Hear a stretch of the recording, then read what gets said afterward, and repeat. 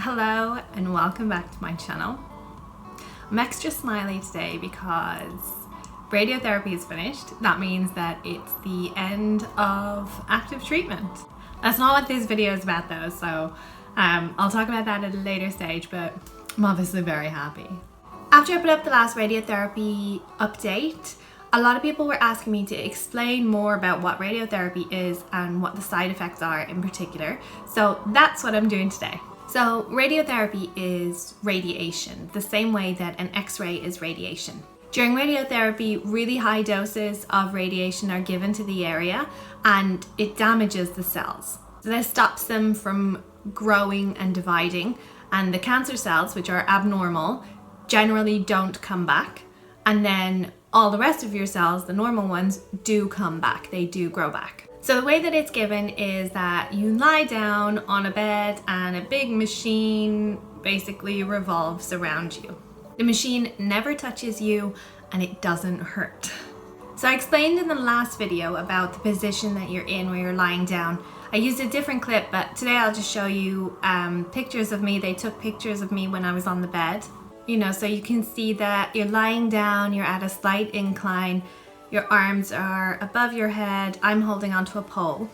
So the treatment itself only takes a few minutes. You have it every single day. I had it 5 days a week for 5 weeks.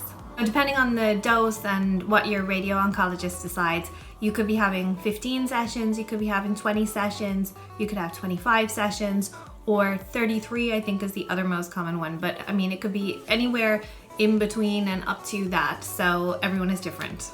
I said before that it takes a really long time to set you up on the bed, and as you can see from these images, this is exactly why. During your planning CT, you are given the little permanent marks, which are what they call tattoos. These little tattoos are what the radiation therapists use to line you up and have you in the same position every day.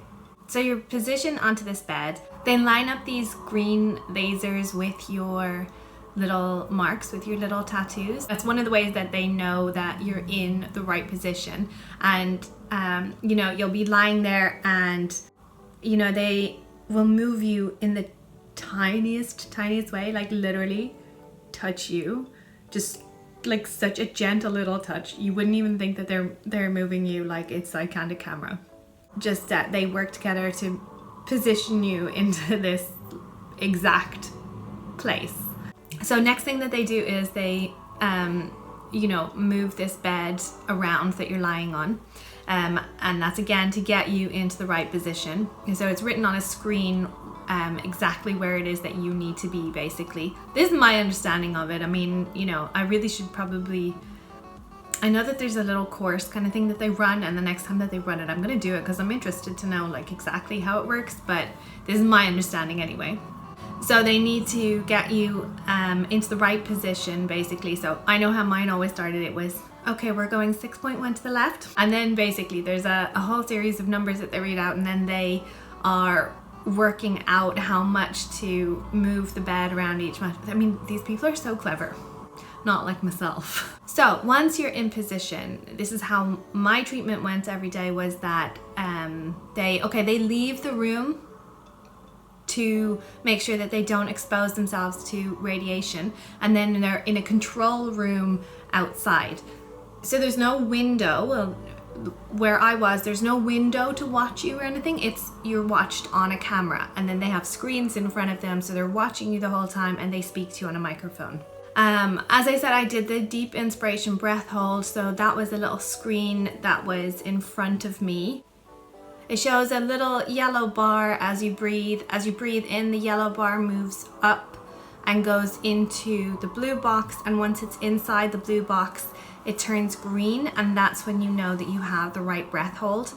So when they've gone out the first time, they take a picture, an X-ray, and see that all of my bones are lined up in the same position that they were the last time. If they're not, they'll have to come back in and reposition you. That happened to me a good few times in the beginning. It took a little while to get going. Sometimes we were there for a while. Towards the end though, the whole thing would take 20 minutes or half an hour max.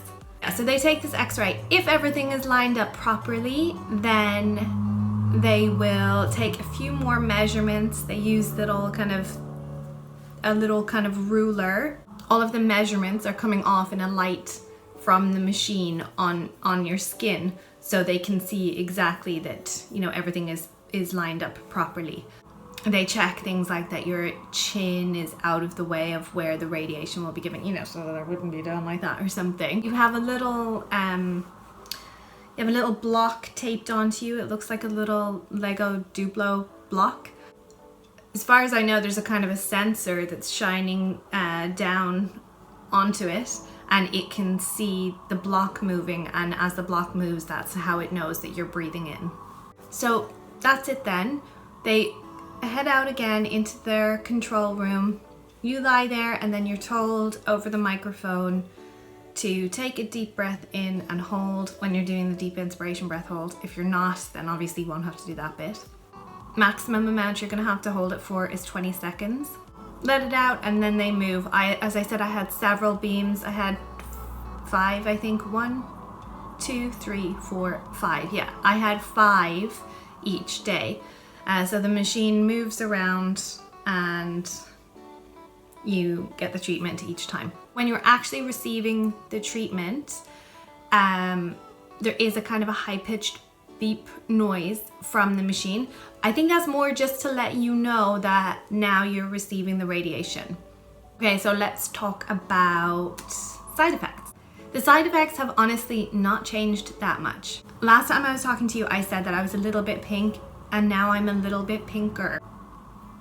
So that's okay. Yeah, it's a bit more than pink, but it's not, you know, I was led to believe that you'd blister up and have these crazy burns and everything, and it sounded horrific. It doesn't hurt, okay? It gets itchy sometimes, a little tiny bit, and then what I do is I go and I scratch it, and then it hurts. So it's about trying to remember not to scratch it. I'll show you. Okay. So,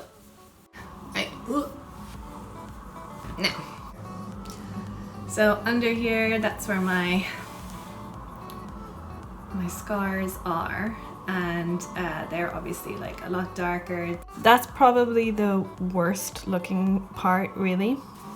Yeah, I'm so white right now that the camera is like, we don't know what to do with this. So I had treatment here, you can see that. And it's actually quite a defined line, really, where I had the treatment. You can see that. And then it goes down. It's obviously not on this side. And then here, and then there's an area on my back. So, as I said, it's not painful as such. It's like having bad sunburn. So you can't, there's no way to make the mistake actually, because you just won't be able to do it. Hot water in the shower, no. If you open up the oven and the heat hits you, that, you know, then it hurts. But just going around normally is slightly uncomfortable. You definitely want to wear a comfy kind of sports bra, and you will want to take it off as soon as you get in the door when you get home. That's in terms of the burn. I do and have had pain, but it's internal. It's not on the skin. So first thing is that, again, there's the lymphedema risk when you have radiotherapy. So as I was treated under here, all of that nerve pain and stuff that I had before came back. I'd feel a kind of burning sensation. It feels really strange next to my body because I can't really feel it properly. There's of course muscular pain from lifting your hands up and having your hands up over your head every day. I have that muscular pain here, again, that muscle that was cut during the surgery, so I don't know if that would happen to everybody or not, but that would be, I'd say, my most painful area. It's painful to touch it. Trying to go to sleep at night, I always lie on this side and I can't anymore. It's just too much. Now, I didn't take any special painkillers during the time, and to be honest, I would not have needed to. The last thing, which was an unusual one, and it took me weeks to figure out what was going on, was a sore throat on one side. I probably have said this a million times, but I get tonsillitis all the time. So I kept on checking with a torch to see if there was anything on the back of my throat, and there wasn't. There never was. I kept saying, I fucking hope that something hasn't spread up there now, do you know?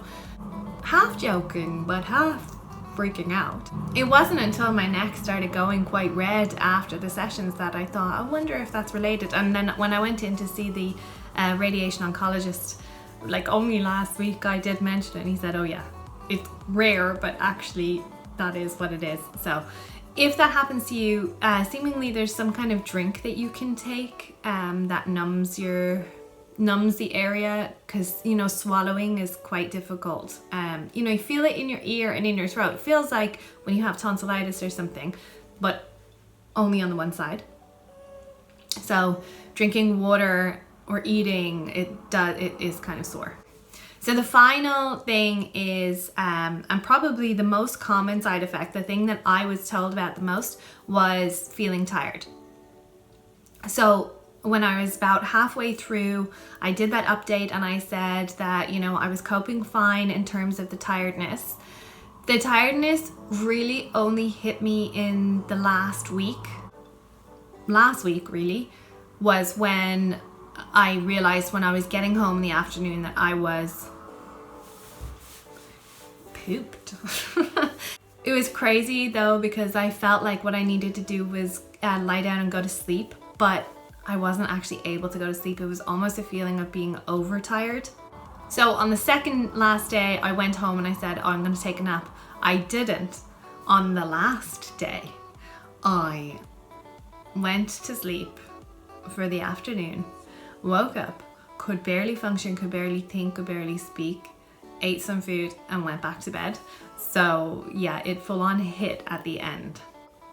They did tell me that even though the treatment is finished, the effects will continue for the next 2 weeks. So basically the side effects have not peaked yet. So I will more than likely start to feel more tired, and there is a possibility that my skin will worsen, and more than likely it will peel. I didn't realize that it was actually going to peel. I mean, obviously, like if it was burned. So that's pretty much it. I feel like I've covered off everything. I'm very happy to have finished off my treatment on this note.